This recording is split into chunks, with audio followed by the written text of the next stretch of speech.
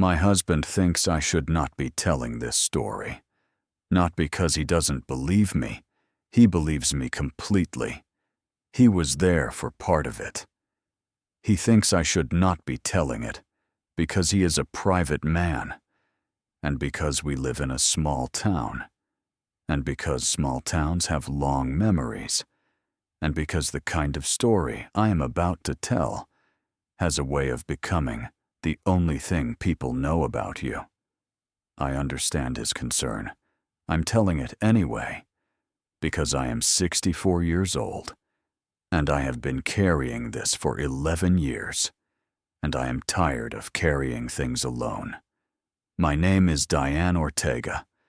I live in a small community in the Jemez Mountains of New Mexico, about 40 miles northwest of Santa Fe. I have lived here for 31 years. My husband Roberto and I run a small cattle operation, which is not as romantic as it sounds, and is harder than most people imagine. And we have been doing it together since 1993. The Jemez Mountains are not famous mountains. They are not the Rockies, not the Sangre de Cristos, not the kind of mountains that appear on postcards. They are old, volcanic, covered in ponderosa pine and Douglas fir at the higher elevations, and in juniper and pinon at the lower ones, and cut through by canyon systems that go deep and dark and hold their cold long into the summer. We have a permit to graze on national forest land above our property. We have had that permit for 20 years. I know that country. In the summer of 2013, something in that country changed. Not dramatically. Not all at once. The cattle told me first. Cattle are not complicated animals. I want to be clear about that because I think people sometimes romanticize livestock, assign them a sensitivity they do not have. Cattle are not sensitive in that way. They are prey animals, which means they have good threat detection. But their threat detection is specific and not subtle. They respond to what is actually dangerous. They do not spook at shadows or their own reflections. They are not given to false alarms.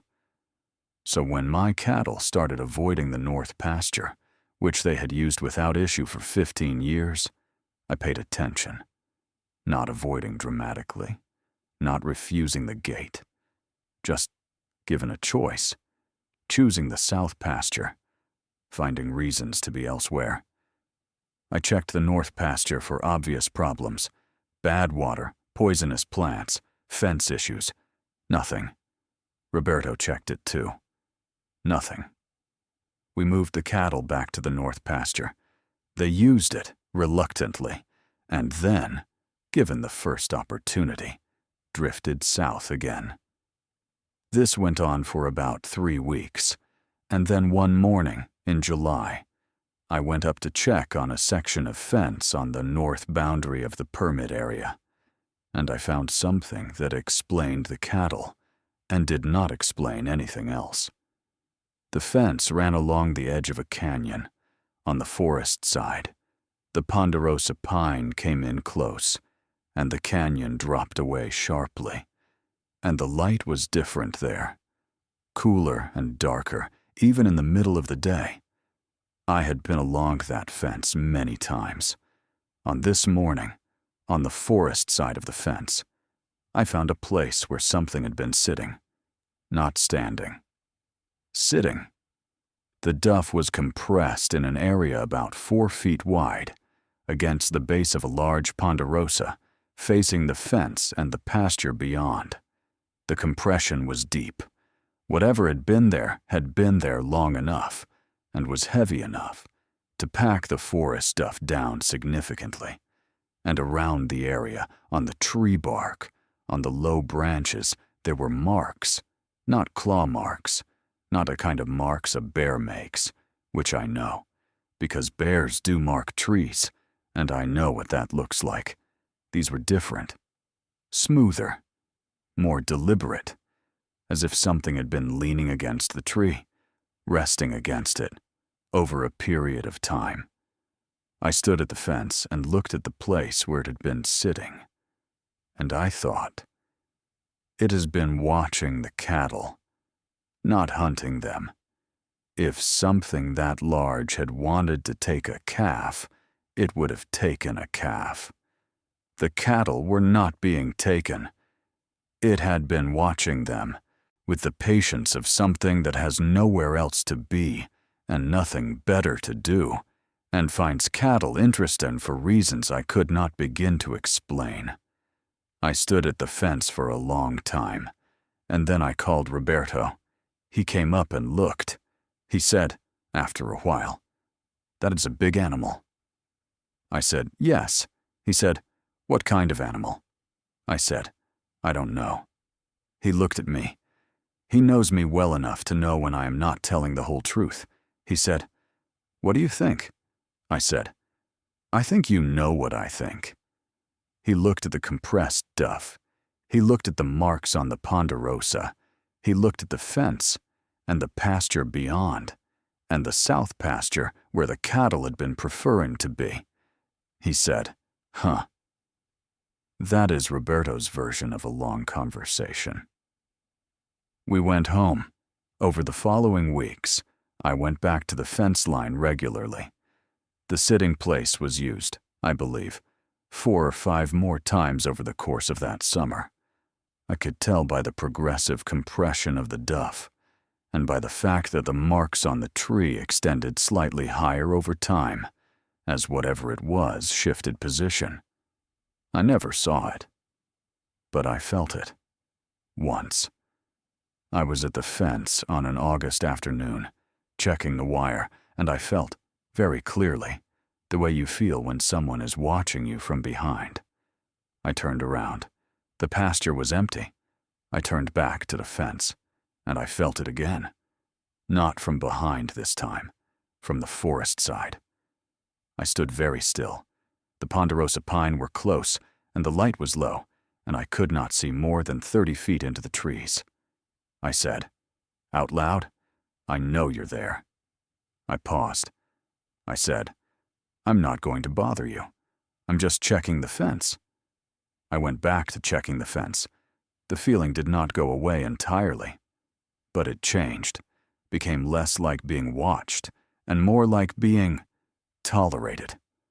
Like I had said the right thing, or done the right thing, and had been allowed to continue. I finished the fence. I walked back to the truck. I drove home. I told Roberto that evening. He said, "You told it you were checking the fence." I said, "Yes," he said, "and that worked." I said, "Apparently." He shook his head, but not in disbelief, in the way he shakes his head at me sometimes, which is a kind of affection. He said, "Only you. The cattle settled down by September. Whatever it was had moved on, or moved higher, or simply changed its habits. The north pasture became ordinary again, and I went back to my life, and my fence lines, and my cattle, and the ordinary work of keeping a small operation going in a country that is beautiful and difficult in equal measure. But I think about it. I think about what it means that something spent a summer watching my cattle from the same spot, with the patience of something that doesn't experience time the way I experience time. I think about what the cattle knew, that they would not go near it, but would not panic, would not flee, would simply choose elsewhere and wait. I think about standing at the fence in August and saying, "I know you're there. I'm just checking the fence," and being allowed to continue. I think about the Jemez mountains, which are old mountains, volcanic, cut through by canyons that go deep and dark and hold their cold, and what might have been in them for longer than anyone has been keeping records. The Pueblo people have been in this country for a very long time, longer than my family, which has been here for 4 generations. which already feels like a long time. The Pueblo people have stories about the things in these mountains. I have heard some of them, from neighbors, from people I trust. I am not going to repeat those stories. They are not mine to repeat.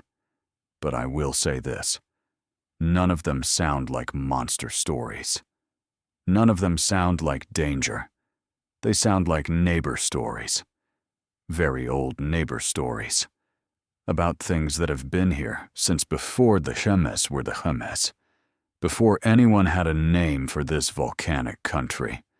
Before anyone thought to put a fence across a canyon edge and call one side theirs. I put a fence there. Something sat on the other side of it all summer, watching my cattle with what I can only call interest. And when I came to check the fence, and said I was just checking the fence, it let me. That is the whole story. That is all of it. Roberto says, "You see, this is why I didn't want you to tell it." He is probably right. But here it is anyway. 11 years of carrying it, and now it belongs to whoever is listening. I hope you do something useful with it. I'm going to go check the fence.